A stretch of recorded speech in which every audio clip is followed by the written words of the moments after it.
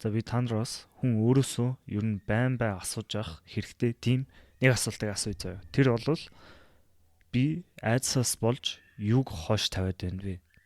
Би айдсаас болж ямар хийх гэж байгаа зүйлээ хойш тавиад байна вэ гэж өөрөөсөө асуух хэрэгтэй. Яг нэг оролдоод үзчихсэн гэдээ яваад байдаг тийм зүйлүүд байдаг та.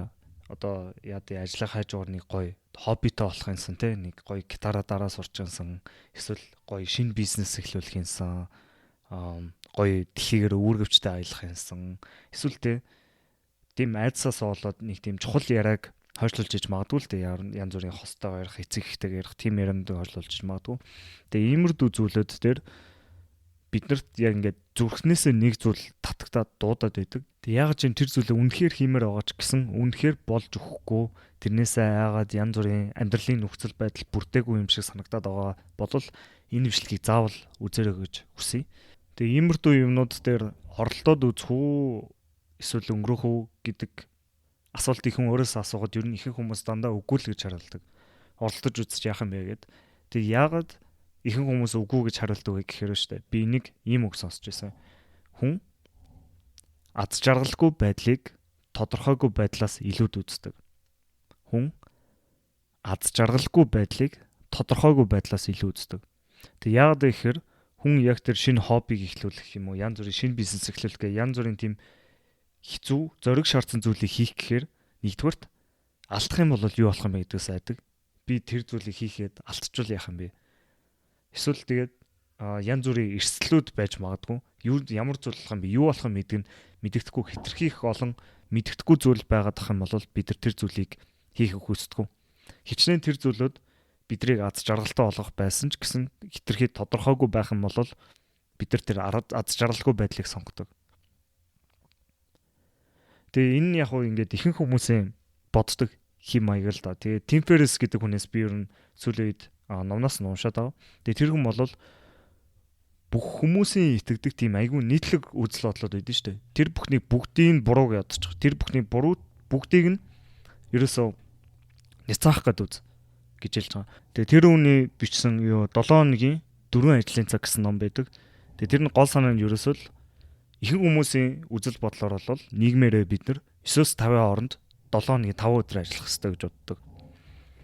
Гэтэ тэрийг бол Tim Ferriss заавал тийм байх албагүй гэж хэлж байгаа. Ерөөсөө л нийгмээрээ зөв гэж үздэг, хүлээн зөвшөөрсөн ойлголтыг ерөөсөө няцаах гэж үзэж байгаа.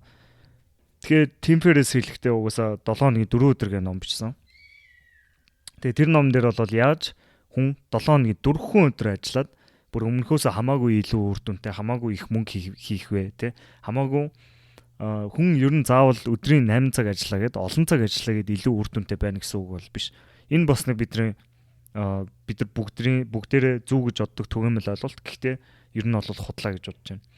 Бид нар өдөр болгон 8 цаг ажиллаад яг үндэ тэр ажлыг 4 цагт багтаая гэж хичээх юм бол 4 цагт тэр ажил бол багтана. Яг үндэ хүний төвлөрөх чадвар 8 цаг тийм удаан байх чадвар угаасаа байхгүй. Тийм болохоор тэр яг ч юм тэгээд аль дээр үе одоо нөгөө нэг industrial age гэдэг шүү дээ. Яг нөгөө assembly line маань яг ажилчдыг яг тодорхой цагийн хуваар тэгэж ажилд оруулдаг тийм механик үйлдвэрийн ажилчдын хуваараа л яг одоо ч гэсэн бүх зүйл тэр хуваараар яваад байгаа. Таарч гэсэн сайн бодоод үзээрэй. Бид нар айгүй завгүй байлаа гэд үр дүнтэй ажиллаж гин гэсэн үг ерөөсөө биш. Бид нар ингээл завгүй гүүгээл байдаг айгүй олон цаг суугаал байдаг толгоогоо гашлал суугаад байдаг.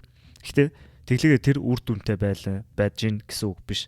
Тэглээгээд би яг хийж байгаа зүйлдээ хийж байгаа хүрмээр байгаа зүйлдээ илүү ойртож гин гэсэн үг биш. Зарим нэг зүйлийг бид нар үнэхээр яг үнэхээр ухаантайгаар ажиллаад яг хамгийн гол тэр зүйлдээ хүрэхэд хамгийн дөт замыг авах юм бол тэр замаар алхах юм бол бид нар заавал тэгж тойрох албагүй. Тэгээ тэрэн шиг амьдрал бол заавал тэгж айгүй зовлонтой байх албагүй.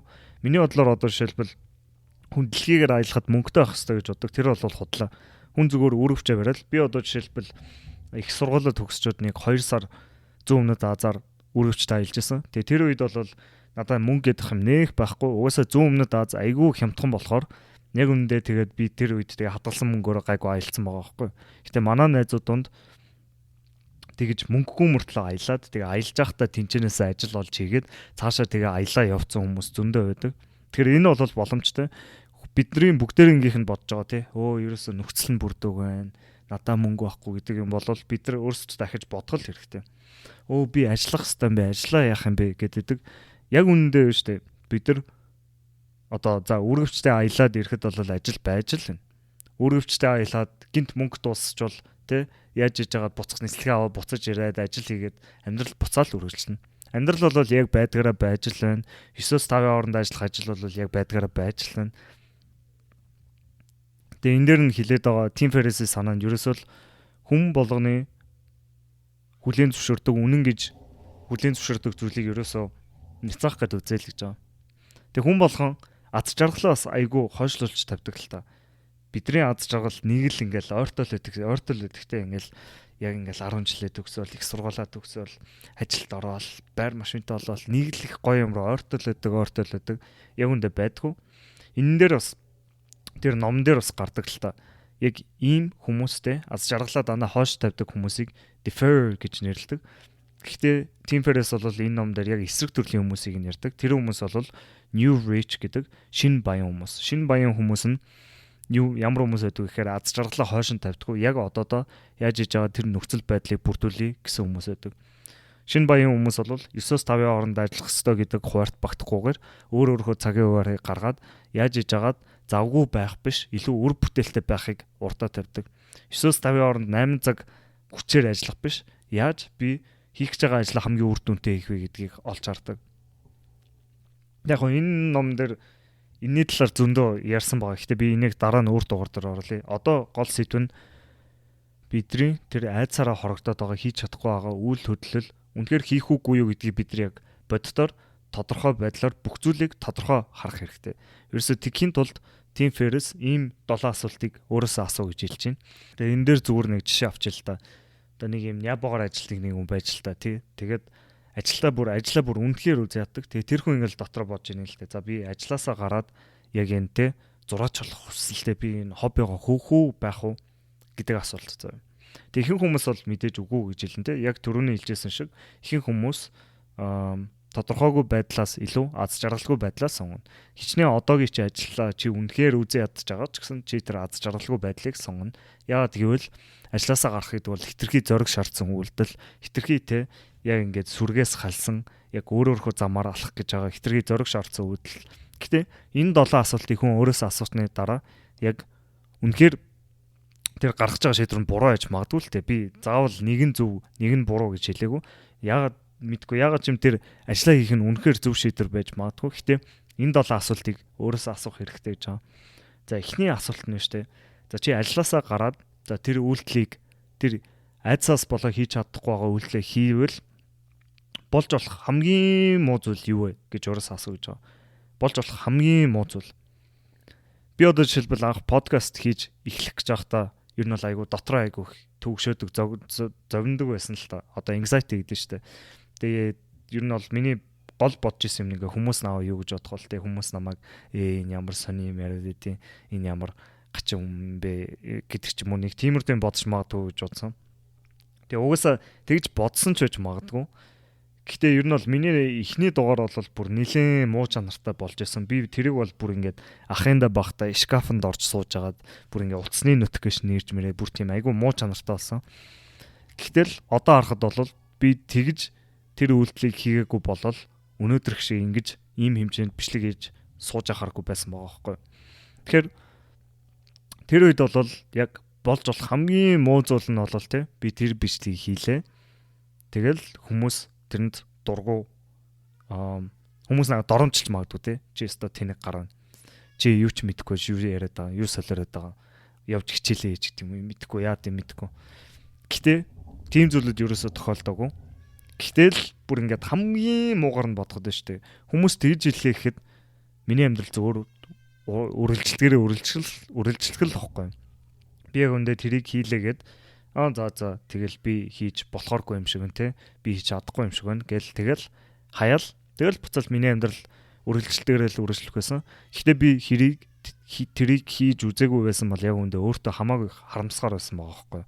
Тэгэхээр би яг хийсэн болохоор тэр бол хамаагүй зөв үйлдэл байсан.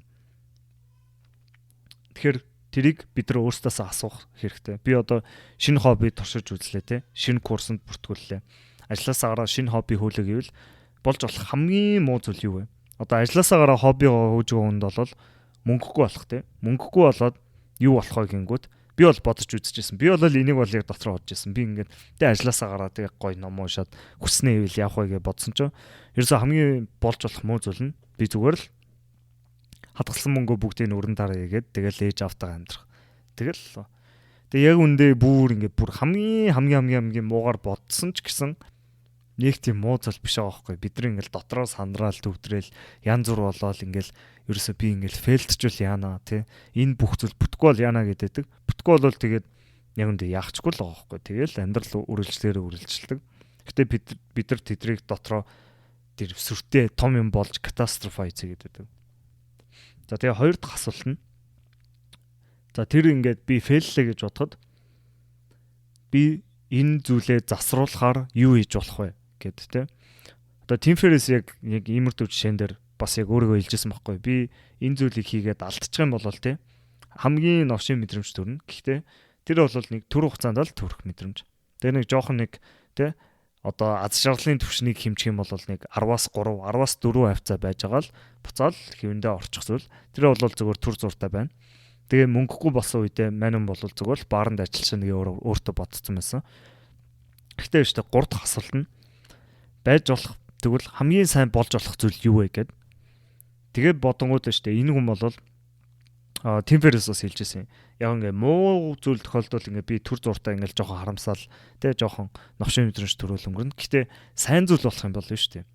Би бол үнэхээр бүр мөрөөдлөө биелүүлнэ. Миний төсөөлж байгаачгүй би хамгийн сайхан амьдралаар амьдрна гэхээр. Тэгэхээр яг ийм хоёр юмны хооронд ерөөсөө яг ийм л хоёр юм тохиолдож болно. Эсвэл энэ хоёрын хооронд ямар нэг юм тохиолдож болно гэж бодохоор биднэрт тэр зүйлийг хийхэд хамаагүй амархан болдог. Үнэхээр тэр зүйлийг хийгээд үнэхээр бүр юу ч тохиолдож магадгүй шүү дээ. Хамгийн сайн сайхан зүйл тохиолдож магадгүй.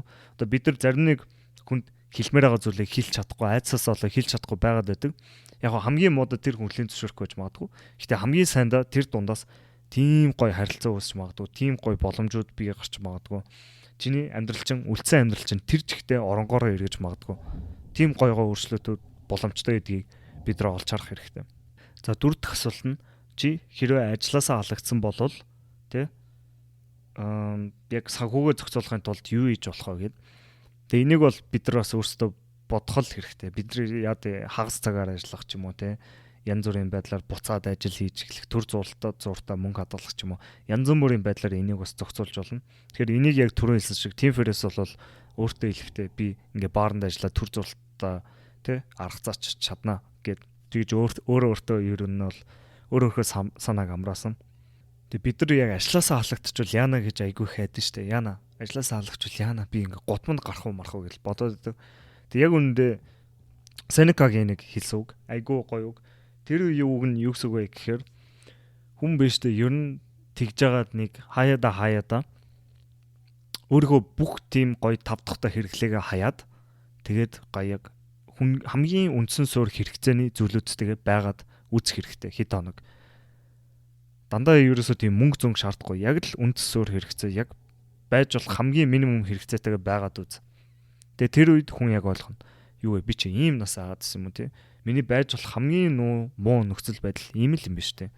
Зүгээр л би ингээл орох оронтой хувцастайгаа ингээл идэх хоолтой байхад яг үнд амьдрал зөв зүгээр л авахгүй. Би ийм нас аагаад байсан юм уу гэж Seneca хэлсэн байдаг. Тэгэхээр энийг бодгоор ч гэсэн надад бас хаяа ингээд авигаа тайвширмаар санагдаад байдаг л та. Би ингээд бүх зүйлээ адлаа гэхэд тэгэл ингээл байж ах юм биш үү те. Яг ингээл үндсэн суурь хэрэгцээтэй байж байгаа болохоор тэр бол нэг тийм амар муу зүйл бол биш л юм шиг санагдаад байна. За 5 дахь асуулт нь чи айдсаасаа болж юг хойш нь тавьж байна бэ гэд. Энэ яг миний бичлэгээ эхлүүлсэн асуулт та. Чи айдсаасаа болоод юг хойш тавьж байна вэ гэдэг асуулт. Tim Ferriss энэ дээр бүр тэгж хэлжсэн байхгүй юу? Ерөөсөө энийг бол хүн болгон шивүүлэх хэрэгтэй. Тухан дээр ч юун дээр ч хамаагүй зүгээр хүн хамгийн их хайж байгаа зүйлүүдээ хийх ёстой. Хүн өөрийгөө хамгийн тухгүй болгодог зүйлүүдийг байнга хийж явах ёстой. Тэр зүйлүүд л яг биднэрт хамгийн сайн сайхан зүйлүүдийг авчирдаг. Тэр зүйлүүд л биднийг өсөж дэвжүүлдэг, хөгжүүлдэг, илүү ухаантай болгодог, илүү их зүйлийг мэдрүүлдэг, илүү амьд болгодог. Тийм болохоор бидний ихэвчлэн хийх ёстой зүйлүүд дандаа бидний айж байгаа зүйлүүд байдаг. Яг тэр уцаа бариад тэр хүнтэй ярих, тэр шинэ хоббиг эхлүүлэх, шинэ курстаа бүртгүүлэх, шинэ зүйлийг эхлүүлэх. Яг л ер нь ингээд бодоод тахтай шүү дээ. Бид нар яагаад л нэг хэвийн амьдралаараа ингээд насаар хэдэн мянган жил ингээд за хэдэн мянган жил ш нэлээд олон жил тэгээ амьдрал гэдэм бие. Тэгээ боддоо яг хөө тэр зүйлдээ сэтгэл ханамжтай бол хамаагүй.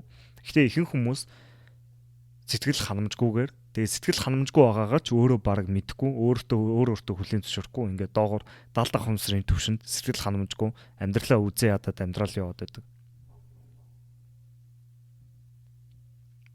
Тэгээ энэ дээр Тим Феррис хэлжсэн байхгүй юу?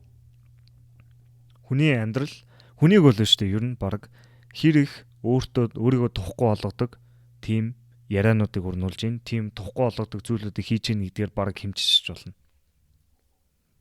Тэгэхээр яг хүн айдас гэдэг зүйлээ ойлгох өөрийгөө яг юунаас айж ийн айдсаас болоод юуг хийхгүй байна, юуг аргашаага тавиад байна. Яг юу хийх ёстой зүйлээ аргашаага тавиад залхуураад янз бүрийн шалтгаан гаргаад байна гэдгийг өөрөөсөө асуух хэрэгтэй болчихж байгаа.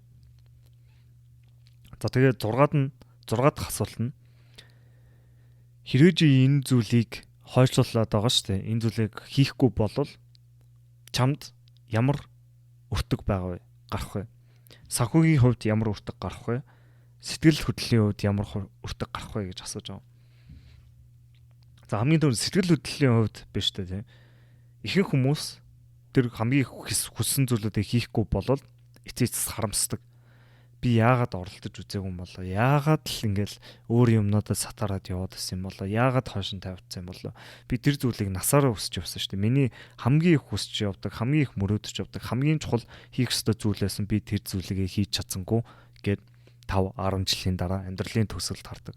Тэгээ Bronnie Ware гэдэг хүний бичсэн ном байдаг. Хүний тэ тэр нь бол яг ингээд хавдар мавдраар нас орж байгаа хүмүүсээс ярьцлага авдаг хүн байсан л та.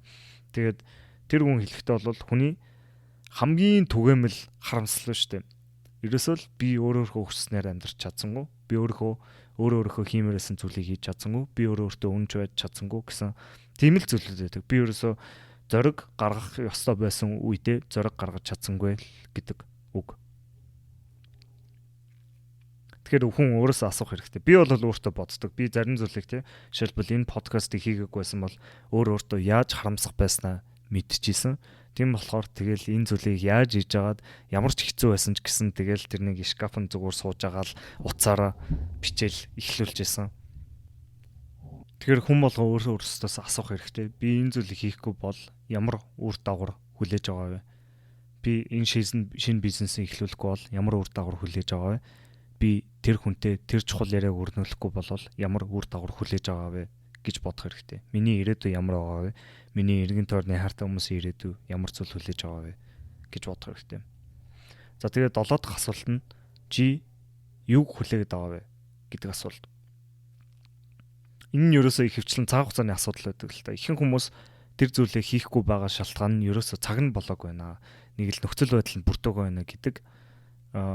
Тэгээ ерөөсөө өмнөх түрүүний 6 асуулт асуусан та. Энэ 6 асуултуудад хариулаад тэгээ яаж ч бодсон тэр зүйлийг хийх шалтгаан нь байгаа, хийх нь зөв байгааг мэдсээр байж хийхгүй байгаа болол ерөөсөө л айж гинэ л гэсэн үг. Айдас л ерөөсөө тэгэл болоо.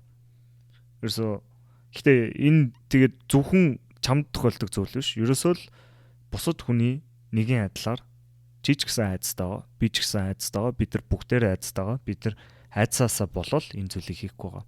Бид нар хийх ёстой зүйл, бид нар энэ зүйлийг хийгээд бидний амьдрал өөрчлөгдөж болно гэдгийг мэдж байгаа. Бид нар энэ эрсдлийг үүрэх хэрэгтэй, зориг гаргах хэрэгтэй, зориглоод үүсэх хэрэгтэй гэдгээ мэдж байгаа. Сэтгэл шулуудах гэдгээ мэдж байгаа. Гэхдээ айдас л байгаад байдаг. Тэгэхээр энэ үед бид нар яг цаг хугацаанд болоогүй байна гэдэг бол зүгээр л шалтгаан. Цаг хугацаа хизээч тохиромжтой байдаггүй.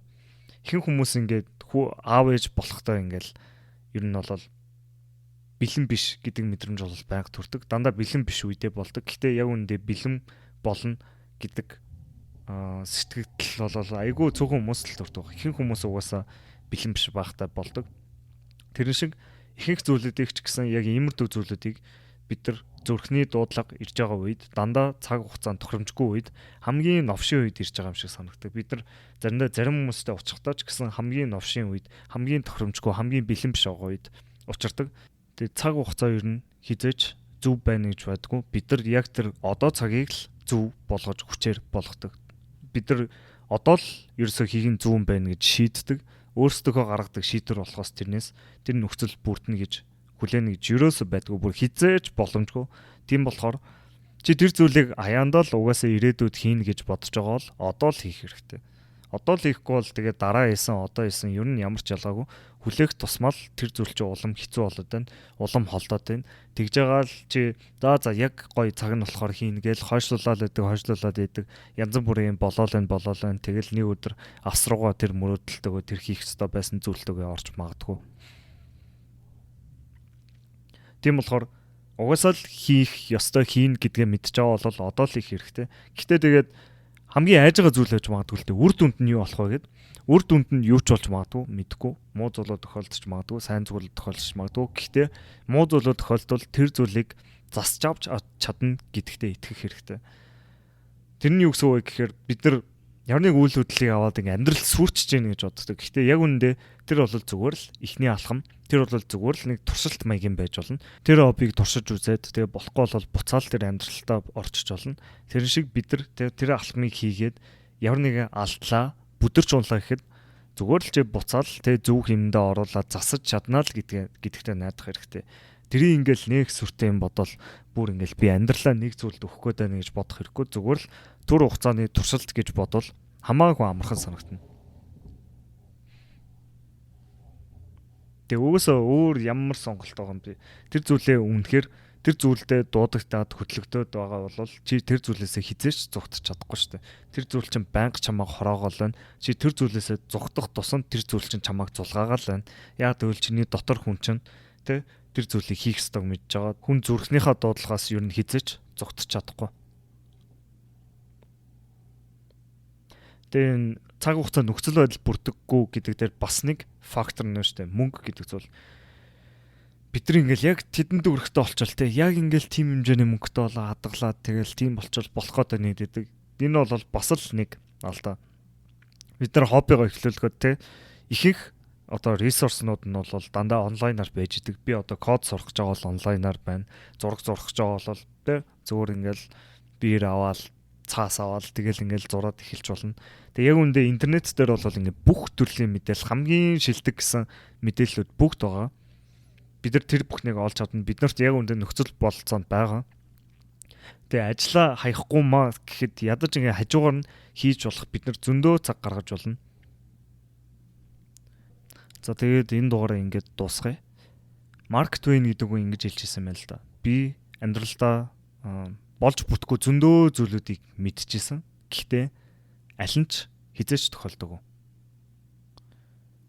Тэгээ Сенекос тэгж хэлжсэн. Бид нар бодит байдлаас илүү төсөөлөлтөд зовдөг. Тэгэхээр энэ талаар бодоод үзээрэй. Бид нар өөрсдийгөө яг юунаас зогсоогоод байна, юунаас татаад байна, юунаас айгаад байна. Ямар шалтгаан тавиад, ямар нөхцөлд бүрдээ өгөөж өөрсдөө хаацаалаад байна гэж бодох хэрэгтэй. За тэгээд хэдүүлээ өөрсдөө болж чадах болох ёстой. Тийм хүн болох гэж хичээцгээе. Баярлалаа.